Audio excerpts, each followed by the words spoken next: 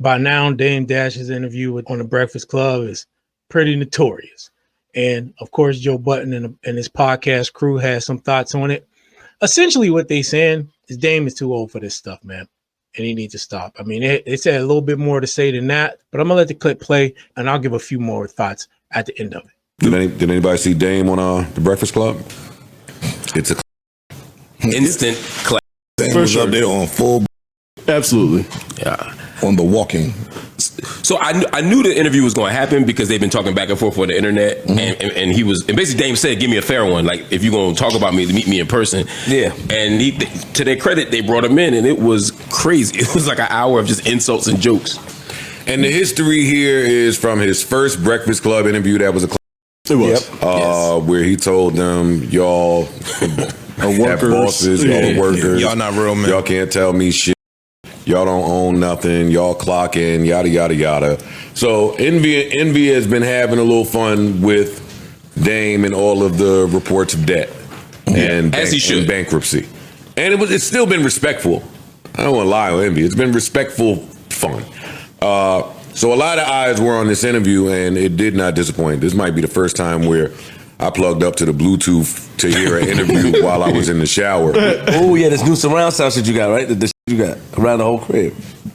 No, just a regular Bluetooth. Nah, no, you got that shit. My old school Bose speaker. You stop clocking me. Nigga, I went to your crib before, nigga. Don't clock nothing that's going on in my crib. Damn, you checked out the speaker system in the shower? Well, of course, that's two. That's what, true. I'm asking. Of course. See, so I don't want beef. I just was curious. So I'm gay. You trying to say? No, I just thought you were nosy. No, you're trying to bring the same energy over. I see what you're doing. There's lots of gay jokes. That was the whole interview. You broke and you gay. He didn't get his lick back on the Breakfast Club. He went up there and just dissed him the whole time. Yeah, he went to get his lick back.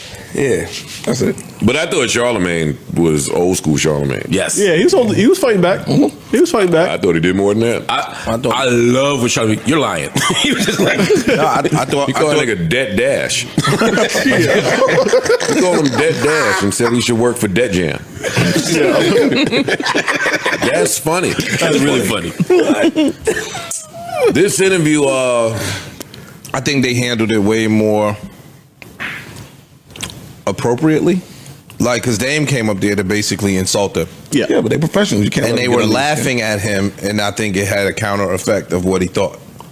You know what I'm saying? Like, I think his whole purpose up there was to go up there and belittle them because he looks at them like they're not street niggas. And so he brings that element to it, like, yo, I would punch you in your face and all that other stuff. I have that clip. And I just think that's... he told me never sold drugs. Yeah.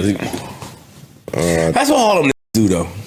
That's hilarious. They just you guys look at my answer. I've been editing for 6 months.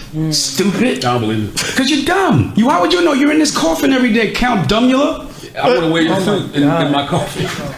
But I'm talking to you about. Wait. in the interview. How should I know? I knew. So when we asked the question, Yo, I'm talking to him now. See what you're doing? Girls do that. Let me say this. You acting like a girl. You move like an old auntie. You an old Harlem auntie. I could punch you right in your face like a grown man. I won't. And you won't do Dame, this is with the Chad Patty. So just so you know, because I knew he was going to say that. I've seen you run. That's I've seen you. I'm not saying I will. I'm saying no. Then this is old school breakfast. Your version of respect was different than mine. We were on the street right now, and you would talk like that. I would have fucked you up. But I'm not going to do that. Nah, I wouldn't have got beat up. I wouldn't have got beat up. Let's end this. So let me say one more thing. It's a rather long clip. All right. Oh, you're right. How you want to leave? You can't get in your emotions and want to leave, Dame. No, what I'm saying is when you interrupt me and you say certain things, where I'm from, the masculine man will f you up. Yeah. But because wait, let me finish. No, I didn't. I said I didn't say that. I said I could, and you wouldn't do anything. And we gonna fight. I didn't see that on tape. You ran. Yeah, because it was 4 guys, but that's cool. Ask what happened when 30 guys jumped. I got that ass. I love niggas. But I fucked Ask what happened. You've had trauma ever since. Yeah. Oh shit. That's all nigga. There's a million more clips. It's all gold going around, but this entire interview is Charlemagne was hilarious for him, yo. I think part of why it works is because Charlemagne doesn't actually get rattled by it. Yeah, you know that's what I mean? the professionalism. Like, and I know what you're doing. Right. Your goal is to try to get under my skin. So even if you get under my skin, I'm not gonna let you do it. Right. And now we look. And this is the bad part. Like, I hate seeing Dame even in this fashion. Because now they looking at Dame like, yo, dog, you a joke. Like, I think the world is looking at this like, yo, you getting up there and you belittling yourself and you taking yourself from the Dame that we once knew to down here. I don't necessarily. You got such a mature view of things, man. It's just the internet, bro. I feel like you went up there to talk shit. Niggas trying to get their name in the algorithm, keep it brings more light to what you got going on. It could be a rollout. That could have been planned. They knew what they was getting into. It's like when I was doing shit, when people knew when I was coming. I didn't necessarily arrange it, but they knew this is what's coming with it when we're together. That's what I'm saying. You got such a hold on, Mark. You got such a mature view. I'm about to talk. You got such a mature view, and I get what you're saying from a mature standpoint. Like, yo, was up here, but sometimes conform or whatever the word is to what's going on the internet now. And to watching that was once the mogul, one of the biggest moguls in urban music. Yes. Now, no disrespect, resort to skitty to get algorithms moving. It's crazy. David's been talking and joking and being back and forth with people for a long time. Even when he was a mogul, he was running around being funny. Not like trying intentionally to be funny and executing being funny. Like he did today on The Breakfast Club. I do think it looks different if the world perceives you as being up here and you like, y'all dumb, right? It's read as one thing. I think it does look different if the public now believes that you're broke. I'm not saying Dame is broke. I don't know his money. Talk about it, yeah. But if the public sees you as now at the bottom, those same things you did before get looked at different. I'm not saying it's good or bad, right or wrong, but it definitely looks different today than it did 20 years ago. It was clown, or whenever the interview was, people were clowning. They were laughing at Envy, like, yo, Dame was killing Envy, right? Now, I don't think people are walking away with that same. But that ain't got nothing to do with this interview. That's what I'm saying. I don't think this interview changed nobody's mind on Dame. If you've been watching him on the internet for the last however long, you thought this about him. This just, all right, this is Dame being what we've been seeing him be. And if you haven't been watching him on the internet and heard this interview, you come away with similar notion. Yeah. I think he went up there to be funny, and he went up there and was funny. That's what I think. Like, I don't think it's. I just think it backfired. I think a lot of that do it. I think it's just where you at in life, in society, right? If Fifth do it, it's loud. When I say be crazy, but you can't call him broke or say anything about him because of what he has. Now that Dame and his business is all on the internet, and is making fun of him, because a lot of times when you were once here and you looked at as a fall of grace, people take that time to get back in and poke holes. But he always been like that, like Park said. That's him. Dog, we seen Dame teeth fall out while he was talking. Exactly. It's different. It's not the same. It's different. 20 years ago. People are looking at you differently for a real reason here. It ain't just I got you. You talk like we seen things that we never would have seen with Dame before. That's what I'm saying. If 20 years ago I would have told you that 20 years from now Dame Dash's teeth gonna be falling out on camera, he's gonna be doing, like you said, skitty stuff. And I was looking at this. It came out last year, but I was reading his on his YouTube channel, American New. The headline is Dame Dash exposes Jay-Z's biggest secrets. Right? There's no way 20 years ago. You could have put a gun to my head. I would not have believed that he would ever have a video on his network entitled that. And I'm not saying he did the titling, but it's his network, so I think it's fair. I get like, I'm just saying there's a different perception of him now than then. And I hate it because I have so much respect and admiration for what he's built. Exactly. I hate that this is what it looks like. But that interview was still entertaining either way. I mean, he's still entertaining. Yeah, he just called Charlamagne Gay the whole time.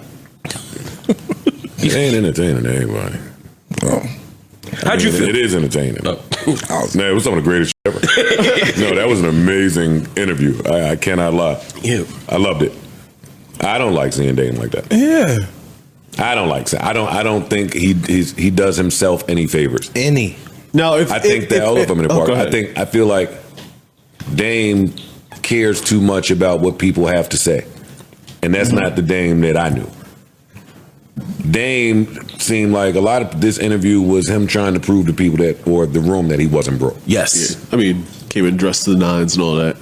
Yeah, but he started asking them, hey, if somebody borrows $100 million from the bank versus somebody who only has $5 million, who has more money. Like, he was just asking them a whole bunch of financial institution questions. He was calling them stupid for not knowing the answer. Like, what does it matter if people think you're broke? Does it matter if people think you're broke? What if he's not broke? Then why would it matter if people think you're broke? Because I'm not used to y'all talking to me and treating me a certain way. Yeah, because you used to I'm not walk used to around this. as the undisputed quote unquote cakeaholic. That's what he used to call himself. I'm a cakeaholic. I'm gonna do X, Y, and Z. And you built part of your name on, yo, I'm doing it this way. And anybody that does it that way is stupid. Y'all not men. He told these people, yo, you are not a man if you work for somebody else. You're not a man. So now I'm saying I'm going this avenue, and I'm gonna stand strong on this particular point of view. And now that point of view to the man is not working out. To everybody else, it looks like you are failing. Right. And so now as a result, there's some image control that you feel you got to do. I saw him reply to my reply to him. And some of that included that he taught me everything I know about podcasting. Is that not true? That's not true, Mark. Just check it. I didn't know. What percentage of what you know about podcasting would you say? I feel like you're ducking this a little bit. So like 90%, maybe? Yep. Let me ask you a question. You're doing that face again. So I heard him say that. And you know what? Y'all are right. Because I know this room. I know the internet. Y'all are right. He did. He did. 98%. It's about time you admitted to it. That's all we wanted was the truth. Yeah, accountability. But even that breakthroughs at 45. See, but we playing around, and I'm down to play around. My favorite thing to do. But hearing Dame even say that, it's like, oh, we just saying whatever. Like now we just saying anything, and that's not.